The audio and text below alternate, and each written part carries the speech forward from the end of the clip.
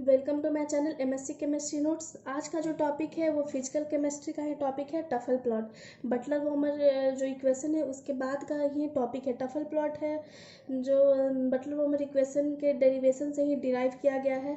तो अगर आपने मेरे चैनल को सब्सक्राइब नहीं किया है तो प्लीज़ सब्सक्राइब कर लीजिए। और आपको सेमेस्टर 1 या सेमेस्टर 2 या सेमेस्टर 3 किसी भी एमएससी के किसी भी सेमेस्टर का जो भी नोट्स अगर चाहिए तो कमेंट बॉक्स में कमेंट डाउन जरूर कीजिए। तो चलिए स्टार्ट करते हैं आज का जो टॉपिक है। तो the Tafel equation is an equation in electrochemical kinetics relating the rate of an electrochemical reaction to the over potential. कुछ नहीं, एक छोटा सा स्टेटमेंट है। वो टफल प्लॉट क्या है, टफल इक्वेशन या टफल प्लॉट क्या है, तो वो इलेक्ट्रोकेमिकल रिएक्शन है। जो इलेक्ट्रोकेमिकल रिएक्शन होते हैं उनके रेट को डिटरमाइन करता है किसके कोरस्पॉन्डिंग में, ओवर पोटेंशियल के कोरस्पॉन्डिंग में। तो और कुछ नहीं, बहुत ही ईजी है। तो चलिए देखते हैं यहाँ पे कि बटलर वॉमर इक्वेशन से कैसे डिराइव किया गया। तो we know from Butler Volmer equation I is equal to I naught e के पावर में है 1 minus alpha eta F upon R T, minus में है ई के power minus alpha eta F upon R T, bracket बंद, और equation number 1। ये Butler Volmer equation का डेरिवेशन है। अगर आपने बटलर वॉमर इक्वेशन का डेरिवेशन नहीं पढ़ा है तो मेरे चैनल पे इसका वीडियो अपलोड कर दिया गया बहुत ही इजी वे में।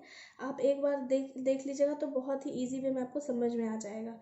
ठीक है, तो चलिए देखते हैं बटलर वॉमर इक्वेशन के बाद क्या कहता है। वी नो डैट ई के power X is equal to 1 plus X square upon factorial 2 plus so on.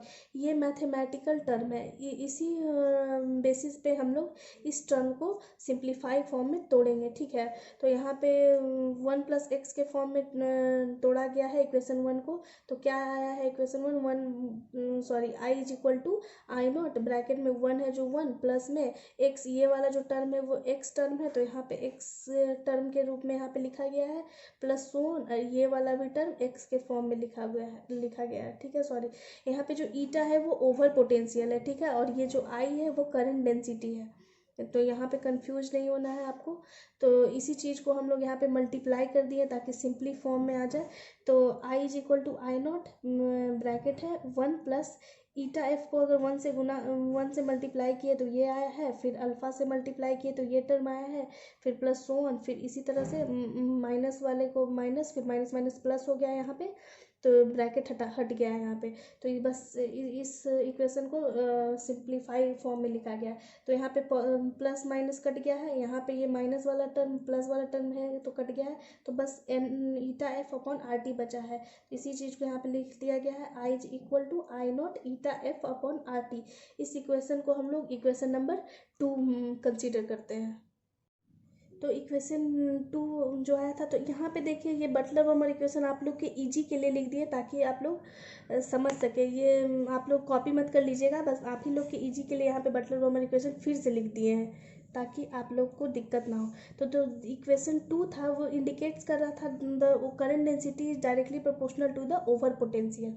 ठीक है, तो यहाँ पे जो बटलर वॉमर इक्वेशन है उससे 2 केसेस अराइज होते हैं।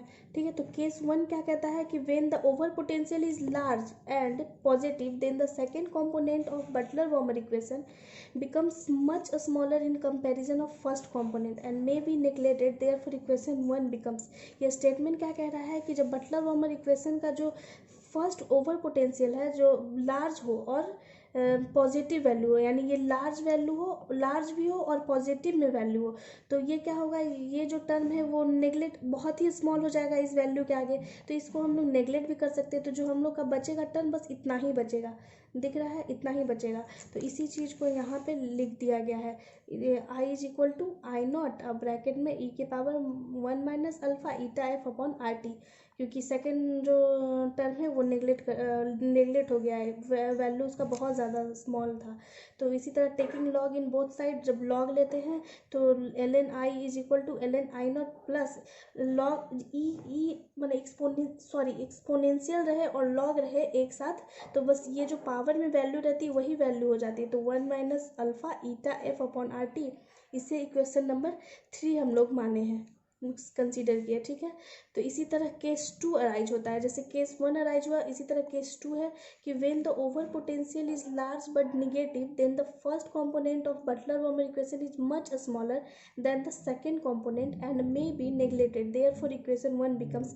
उसी तरह इक्वेशन 1 जो था वो बटलर वॉमर इक्वेशन ही था, तो यहाँ पे आप लोग के इजी के लिए यहाँ पे लिख दिया गया है। तो कह रहा है कि ये जो वैल्यू है वो निगेटिव में रहे तो और लार्ज रहे, तो निगेटिव वैल्यू अगर लार्ज में तो ये जो फर्स्ट कंपोनेंट है वो नेगलेक्ट हो जाएगा, ये वैल्यू सिर्फ बचेगा।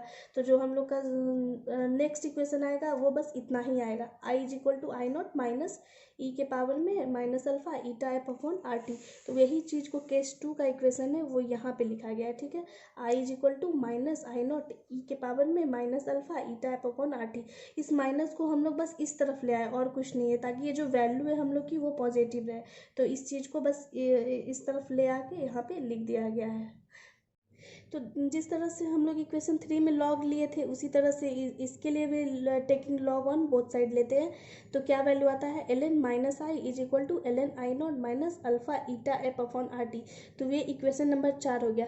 तो जो इक्वेशन नंबर 3 था और इक्वेशन नंबर 4 था, तो the equation 3 and 4 are called Tafel equation.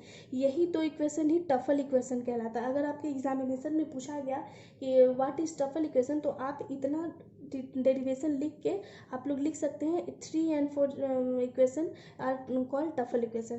तो टफल इक्वेशन के बाद टफल प्लॉट क्या होता है, तो the plot of the logarithm of current density against the over potential is called Tafel plot. Tafel plot कहता है कि जब हम लोग ग्राफ प्लॉट करते हैं करंट डेंसिटी और ओवर पोटेंशियल के बीच में, तो वो टफल प्लॉट कहलाता है। तो यही चीज़ को यहाँ पे ग्राफ में दिखाया गया है।